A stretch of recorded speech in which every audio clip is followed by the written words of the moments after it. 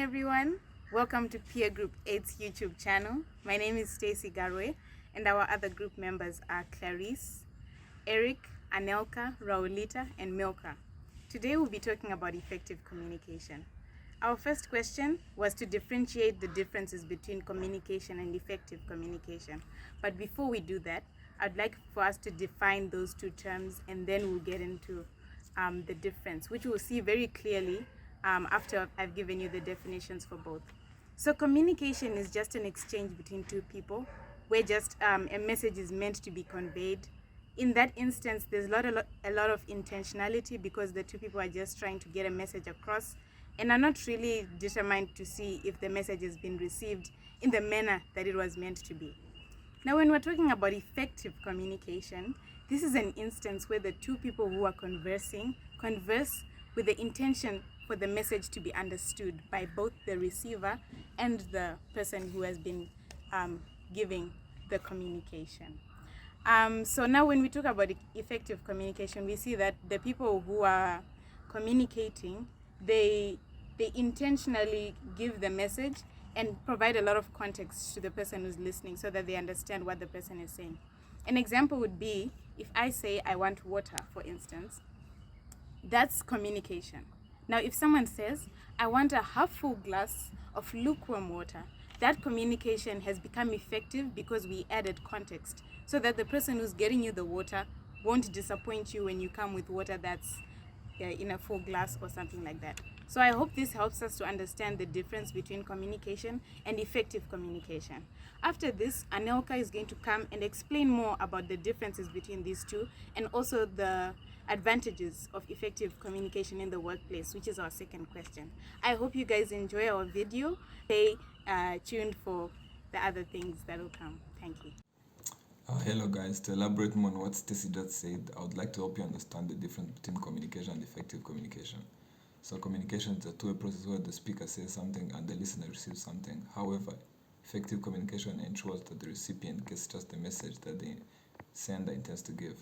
Communication can be verbal, written, or through body language. Many people are not good communicators, therefore missing out on many opportunities.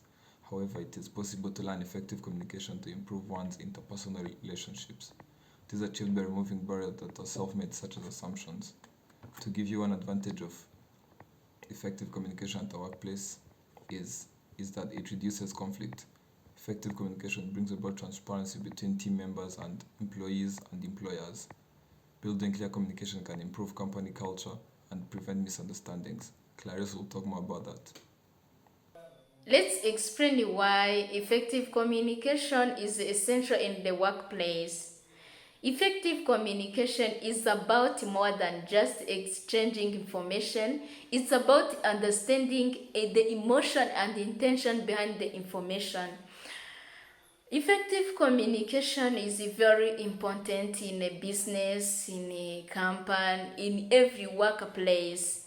It's because effective communication helps give clear details on the goal to be achieved in the workplace.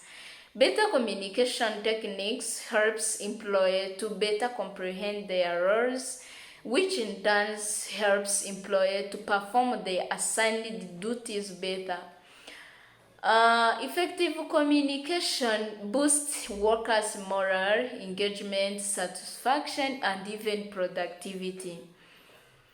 It's also essential tool in achieving productivity and maintaining strong working relationships at all levels of the organization or a company. When good communication skills are present in a company, workers tend to keep one another accountable. Just because effective communication in the workplace provides clear instruction, workers know exactly what is expected from each of them. This helps improve accountability in turns increasing productivity. It also eliminates unnecessary problems and promotes better performance. In addition, effective communication increases morale and engagement in any organization or company. A better communication results in a great engagement and enhanced team morale, which is directly linked to work performance, productivity, and employee satisfaction. Almost 90% of engaged workers are less likely to leave their job compared to disengaged counterparts. As a manager or a team leader, you are supposed or you have responsibility to improve your employees' morale and well-being, as intent to improve your business profitability and reduce your employees' absenteeism. Also, um, employee engagement is really crucial for any organization for inspiring work, quality work and commitment. If I know that my team are engaged, or if I have the workers who are engaged or connected to the business philosophy, it will not only improve the business profitability but also the employees' performance, which will lead to their personal and professional development.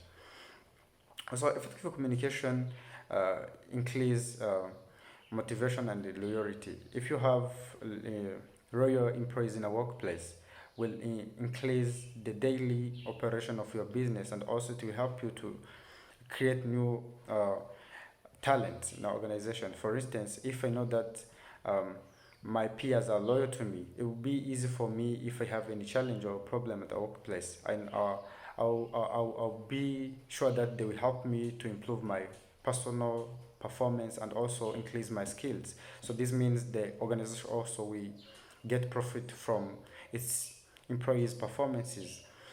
Also, the motivated employees have higher level of commitment toward the organization ideas and objective. If you have employees who are familiar with the organization structure and the culture, this means that they work for their best to make sure that they are playing their role in business development. So if the business has like something or a long term purpose for achieving, so the employees will make sure that they are contributing their part to make sure that the organization is moving forward or is getting profit.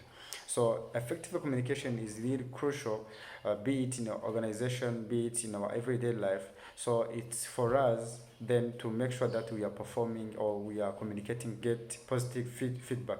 So we may find positive or negative feedback depending on how we have communicated our information. So let's be it our task to make sure that our communication is communicated effectively.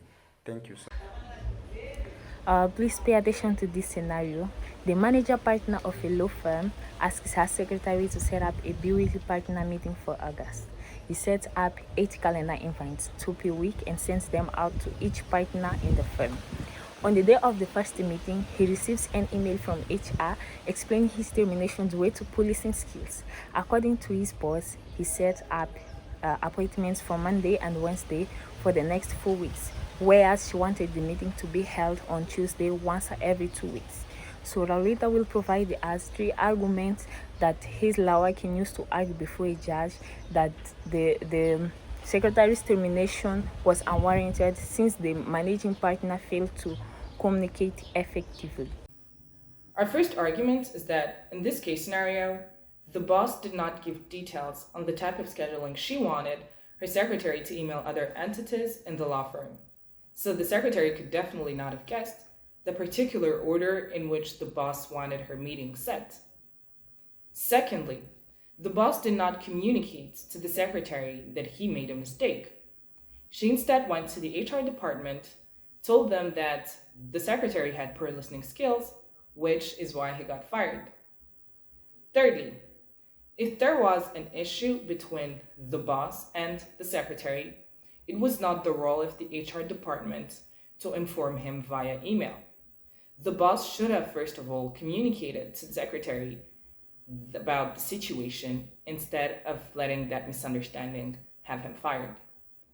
Then lastly, the HR department waited for the day they had their first meeting to fire the secretary.